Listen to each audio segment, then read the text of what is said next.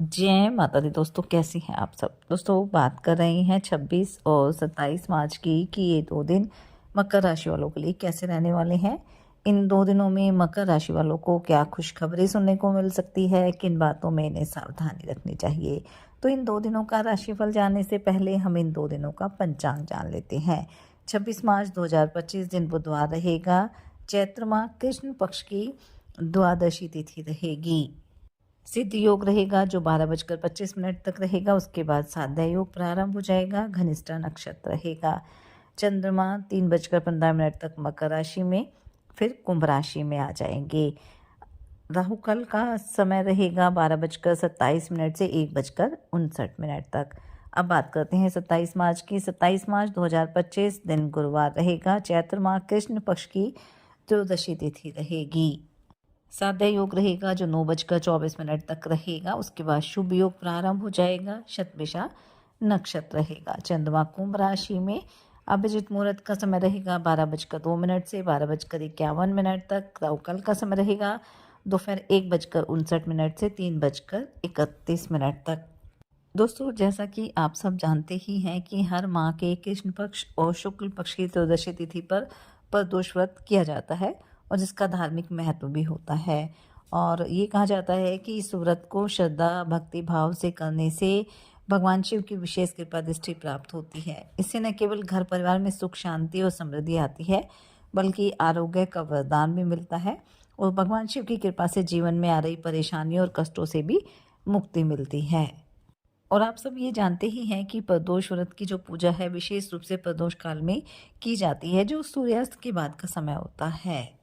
और इस बार ये प्रदोष व्रत 27 मार्च 2025 को रहेगा और इस दिन गुरुवार है, इसलिए इसे गुरु प्रदोष व्रत कहा जाएगा। और इस दिन पूजा का जो शुभ मुहूर्त है वो शाम 6:35 से शुरू होकर रात्रि 8:57 तक रहने वाला है। और इस दौरान पूजा करना अत्यधिक शुभ और फलदायी माना जाता है। तो इस दिन आप पूरे विधि विधान के साथ भगवान शिव की पूजा अर्चना करें। भगवान शिव को जल अर्पित करें, बेलपत्र, आक के फूल आप अवश्य अर्पित करें। पूजा के दौरान ओम नमः शिवाय मंत्र का आप जाप करें।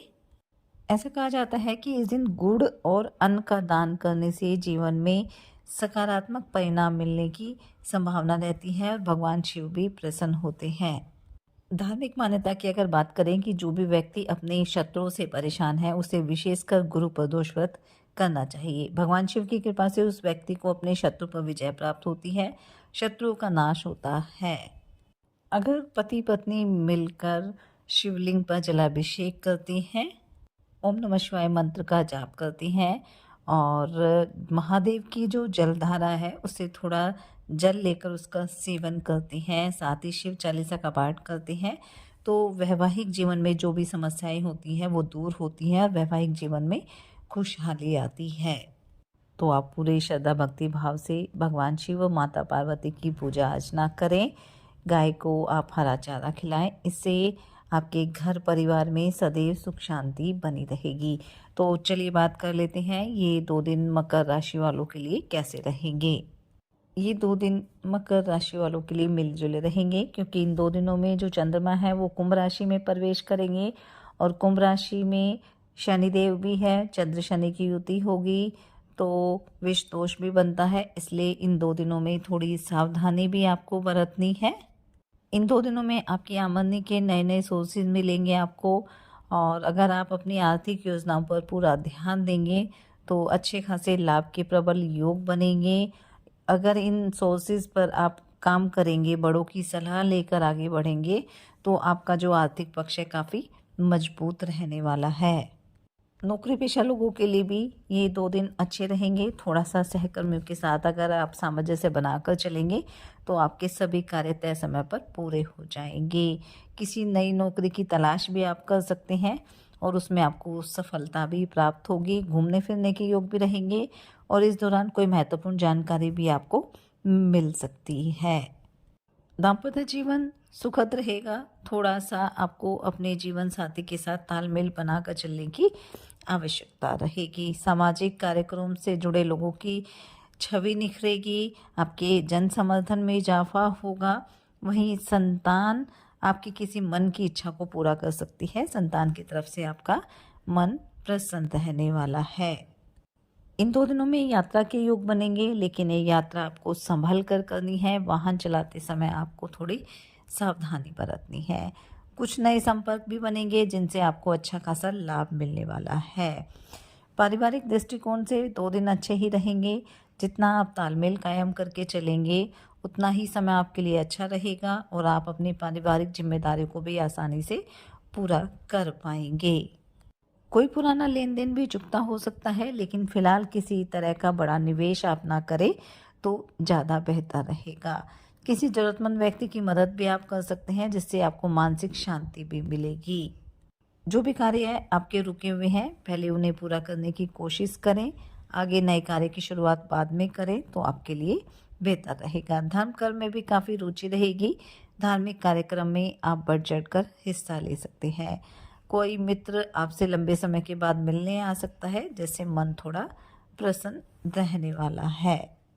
इन 2 दिनों में जितना आप अपनी आय और अपने खर्चों में संतुलन बनाकर चलेंगे, आने वाला समय भी आपके लिए लाभकारी रहेगा। सेहत में भी थोड़ा उतार-चढ़ाव रह सकता है, जिसकी वजह से मन भी थोड़ा बेचैन रह सकता है। इसलिए खान-पान का ध्यान रखें, योग ध्यान मेडिटेशन करते रहें, ताकि आपका स्वास्थ्य हर तरह से उत्तम बना रहे। कोई डील जो लंबे समय से अटकी हुई थी, वह भी फाइनल हो सकती है। बस उस पर समझदारी से आपको काम करना है। घर परिवार में किसी सदस्य के लिए कोई विवाह का प्रस्ताव भी आ सकता है, लेकिन जल्दबाजी में आपको निर्णय नहीं देना है। अगर आप पार्टनरशिप में किसी काम की शुरुआत करना चाहते हैं, तो फिलहाल कुछ समय रुक जाए। आने वाला समय आपके लिए और भी बेहतर रहेगा, जब 29 मार्च से शनिदेव राशि परिवर्तन कर लेंगे और आपसे शनि की साढ़े साती भी समाप्त हो जाएगी। उसके बाद आने वाला समय आपके लिए काफ़ी शानदार रहेगा। इसलिए किसी भी नए कार्य की शुरुआत आपको करनी है, तो वो आप शनि की साढ़े साती की समाप्ति के बाद कर सकते हैं, आपको लाभ मिलेगा। इन 2 दिनों में आपको ये बात ध्यान रखनी है कि किसी विरोधी की बातों में आने से आपको बचना है, और जो भी ज़रूरी जानकारी है वो आपको किसी के सामने भी शेयर नहीं करनी है। तो कुल मिलाकर हम कह सकते हैं कि ये 2 दिन मकर राशि वालों के लिए मिले-जुले रहेंगे, लाभ के योग बनेंगे, लेकिन थोड़ी सावधानी भी बरतनी होगी। साथ ही सच्चे मन से आप ईश्वर आराधना करें, हनुमान जी और शनिदेव की आराधना करें, हनुमान चालीसा का पाठ ज़रूर करें।